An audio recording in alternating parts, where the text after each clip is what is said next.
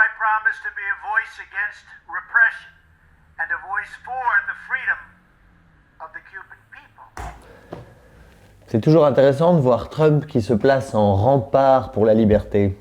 Dis donc Donald, comment c'est que vous allez libérer le peuple cubain? We will enforce the ban on tourism. We will enforce the embargo. C'est vrai que ça a l'air très très libre.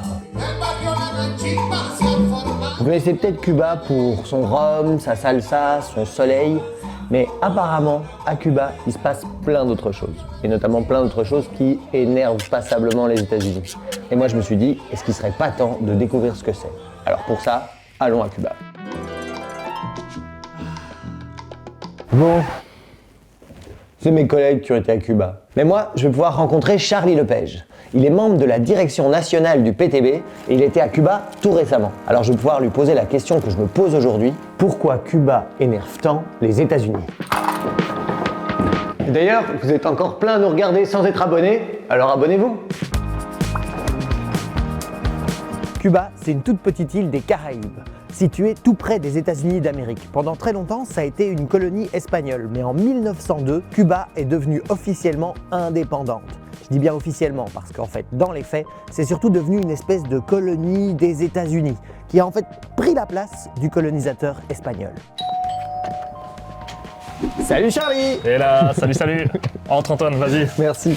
Comme toujours dans les colonies, l'économie et les richesses de Cuba ont été entièrement utilisées pour enrichir le colonisateur. Et Cuba n'était bonne qu'à deux choses, la production de sucre aux mains de quelques grands propriétaires terriens et le tourisme, qui, à Cuba, à l'époque, était surtout un paradis de la prostitution et des jeux d'argent. Les Cubains n'ont pas pu développer leur propre économie et en ont énormément souffert.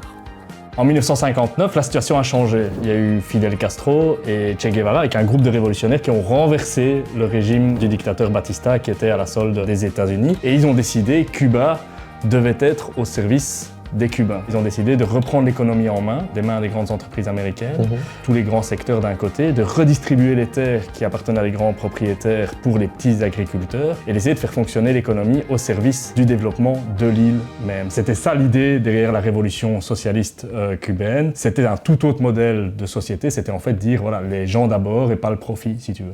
Ok, et à Cuba, comment est-ce que ça se matérialise concrètement ça? Cuba était un pays pauvre, très pauvre même, et à bien des égards ça l'est encore aujourd'hui, mais ils ont décidé après la Révolution d'investir par exemple énormément dans la santé et l'éducation pour répondre aux besoins de la population, avec des résultats qui sont assez exceptionnels.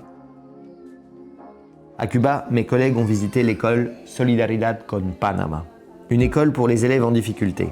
L'école accueille 200 élèves souffrant de handicaps mentaux et physiques. Mon travail dans la salle de rééducation de l'école Solidaridad con Panama consiste à évaluer, catégoriser et traiter les handicaps. Des handicaps physiques et moteurs dans le cas de cette école. Pour moi, ma spécialisation est vitale, même si les autres sont cruciales aussi. Mais le fait est que la moindre chose que nous faisons donne toujours des résultats. Le moindre progrès qu'un enfant fait est un progrès qui signifie que l'enfant avance dans la bonne direction. Tout est gratuit. Les transports, les soins de santé, l'enseignement, entièrement gratuits.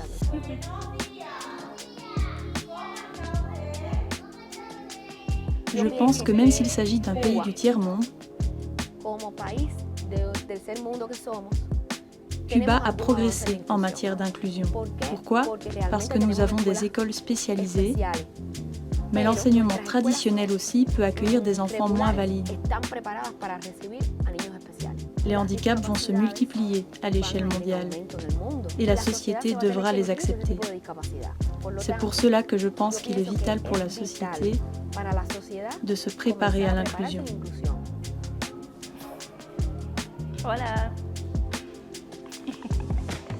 C'est un très très bon exemple de la priorité qui est donnée à l'enseignement et aux soins de santé à Cuba. Certainement quand on voit, si on compare la situation dans l'enseignement spécialisé, dans un pays capitaliste riche comme la Belgique, qui est assez scandaleuse à bien des égards, on voit qu'à Cuba, à quel point c'est une priorité. On le voit aussi au niveau des soins de santé. On a un système de santé à Cuba qui est très développé pour un pays qui est encore en développement, justement, qui est encore un pays assez pauvre. Si tu compares par exemple aux États-Unis ou à la Belgique, le nombre de médecins par habitant, il est par exemple parmi les plus élevés du monde, avec d'ailleurs des médecins spécialisés dans tous les différents domaines. C'est impressionnant, hein, et encore, c'est comparer des pommes et des poires, parce que, comme je disais, Cuba est un pays du tiers-monde, alors que les États-Unis ou la Belgique sont parmi les pays les plus riches. Si on compare la situation de Cuba avec un pays du Sud comparable, par exemple la République dominicaine, qui est le voisin de Cuba, c'est là qu'on voit à quel point le système de santé à Cuba est développé. Par exemple, pour la mortalité infantile, c'est aujourd'hui 4 fois moins élevé qu'en République dominicaine. Et ça, c'est l'évolution depuis la Révolution. Ok, un pays avec de bons soins de santé, un niveau d'éducation élevé,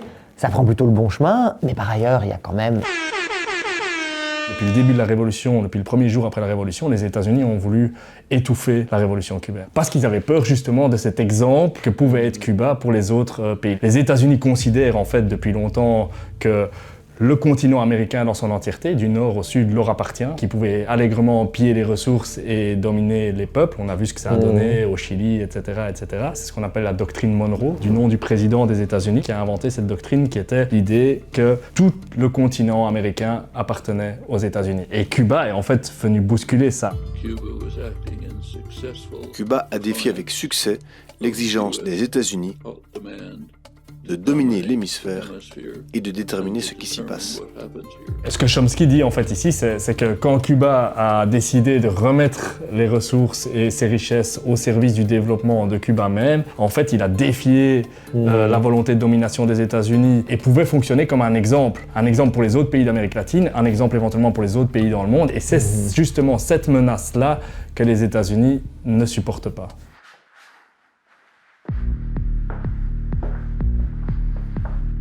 Les États-Unis ont bien entendu tenté à de nombreuses reprises d'en finir avec Fidel Castro et la révolution socialiste. La CIA a tenté 634 fois d'assassiner Fidel Castro. Évidemment, ils se sont demandé comment faire. Fidel Castro aimait de temps en temps fumer un bon cigare. Il est cubain. Nous allons donc lui offrir un cigare empoisonné. Ça n'a pas marché. Alors ils se sont dit, mais qu'aime-t-il d'autre? Plonger. Fidel Castro aime la plongée sous-marine. Qu'est-ce qu'on pourrait bien lui offrir en rapport avec la plongée sous-marine? Un joli petit coquillage coloré avec une bombe en dessous. Ça n'a pas marché. Bon, sérieusement, même avec leurs meilleurs efforts, les États-Unis n'ont jamais réussi à venir à bout des petits Cubains. Non, en fait, à Cuba même, le soutien pour la révolution socialiste est très très grand, et ça, ils s'en sont rendus compte dès le début. Et donc, même si la CIA avait réussi à tuer Castro, elle n'aurait pas pu imposer le changement de régime qu'elle voulait imposer. Et donc, ils ont décidé d'appliquer une autre tactique. Ils ont décidé en février 1962, donc assez vite après la révolution, d'imposer un blocus économique et commercial, le blocus le plus long et le plus étendu de l'histoire moderne, contre la petite île des Caraïbes. Ils interdisent par là le commerce avec Cuba, non seulement à partir des États-Unis, mais ils ont aussi pris des mesures, ce qu'on appelle extraterritoriales, qui ont pour but d'empêcher les autres pays de commercer avec les États-Unis. Ces mesures extraterritoriales, en fait, c'est des mesures totalement illégales au niveau du droit international. Vous me donner un exemple? Ouais, un exemple, c'est par exemple un virement. Donc aujourd'hui, c'est très difficile de pouvoir faire un virement vers Cuba. Certainement, si tu mets Cuba dans la communication du virement, il peut être bloqué par la banque parce qu'il y a des mesures imposées par les États-Unis qui empêchent les banques, y compris les banques européennes, de commercer avec Cuba. Et elles peuvent elles-mêmes recevoir, si elles le font, des amendes, et parfois des très grosses amendes de la part des États-Unis. On a l'exemple comme ça de BNP Paribas Fortis qui a reçu une amende de 8 milliards pour les liens qu'elle avait avec Cuba. Et donc c'est par cette manière-là qu'ils veulent essayer d'étouffer l'économie cubaine. Et quand Trump est arrivé au pouvoir, il a encore rajouté une couche en prenant plus de 200 nouvelles sanctions contre Cuba. Nous allons également restreindre davantage l'importation d'alcool cubain et de tabac cubain. Grâce à ces mesures, les dollars américains ne financeront pas le régime cubain et iront directement au peuple cubain. Grande différence. Trump prétend que ces mesures ne touchent pas le peuple cubain, mais évidemment dans la réalité, c'est tout le contraire qui est vrai. Par exemple, les patients cancéreux n'ont parfois pas accès aux nouveaux traitements à cause de l'embargo qui frappe le pays. Il faut aller sur des sites web payants, pour autant que ces sites ne soient pas carrément bloqués pour Cuba. Que faut-il faire? Faute de chaises roulantes pour passer d'une pièce à l'autre, nous portons les enfants dans nos bras. Il faudrait pouvoir avoir un ascenseur, mais on n'en a pas à cause de l'embargo.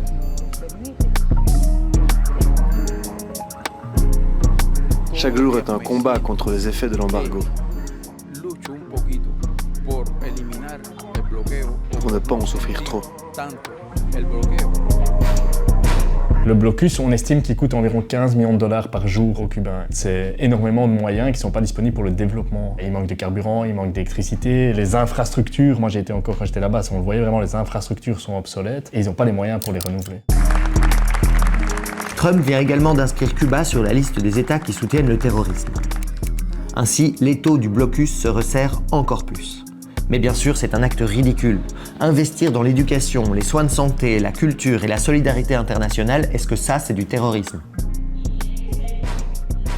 Cette tactique, elle vise délibérément en fait à retourner le peuple contre son propre gouvernement, contre le gouvernement cubain. Et ça, les concepteurs du blocus, ils l'ont dit ouvertement dès le départ. Si on prend ce que disait le ministre des Affaires étrangères adjoint des États-Unis, Lester Mallory, en 1960, il l'a dit clairement. Le seul moyen à terme de saper le soutien interne est de créer l'insatisfaction et le mécontentement et de le faire en raison des difficultés et des restrictions économiques. Donc ça, c'était le but ouvert dès le début du blocus. Donc d'un côté, les États-Unis bloquent le développement économique de Cuba et d'un autre côté, ils reprochent à Cuba de pas assez bien se développer économiquement. Ouais, exactement. Les dirigeants occidentaux disent tout le temps que le socialisme ne fonctionne pas. Mais alors, il faut leur demander pourquoi essayez-vous de le détruire et mettez-vous tellement d'énergie pour ça depuis 65 ans? Pourquoi maintenez-vous un tel blocus depuis des décennies? On voit toute l'énergie que met une grande puissance comme les États-Unis pour essayer d'affaiblir un tout petit pays des Caraïbes comme Cuba. Donc ouais, c'est vraiment la preuve qu'ils ont peur de la révolution cubaine et qu'ils considèrent que c'est une menace pour eux. Les retirer de la liste des terroristes, la reconnaissance diplomatique, l'augmentation des voyages, des échanges, du commerce. Toutes ces choses ne font pas que légitimer ce régime,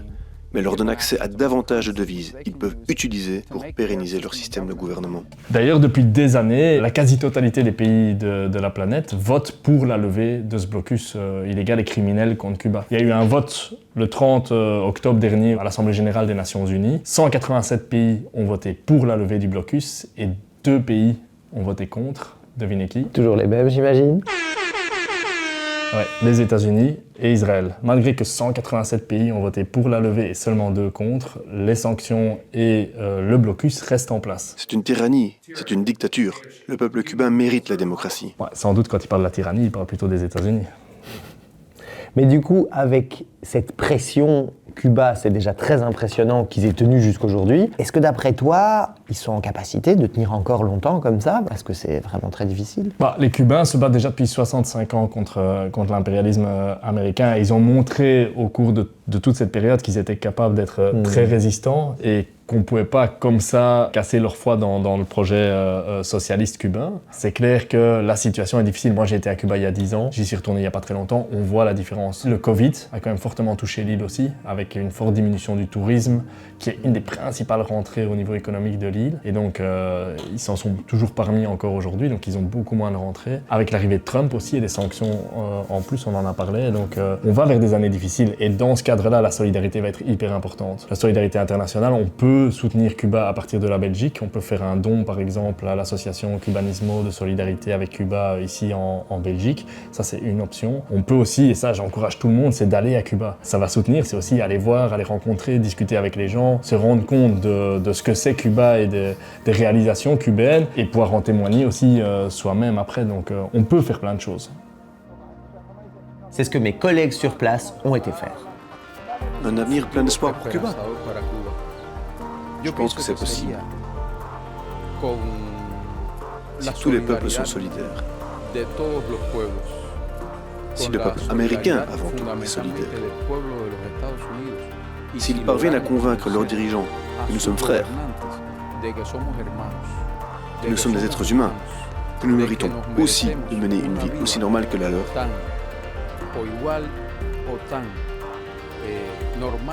comme dans d'autres pays du monde. otros países del mundo. Merci beaucoup en tout cas Charlie pour tout ça. Avec plaisir. Et si vous voulez en savoir plus sur la manière dont les États-Unis tentent de dominer le monde, n'hésitez pas à regarder nos autres vidéos. À bientôt.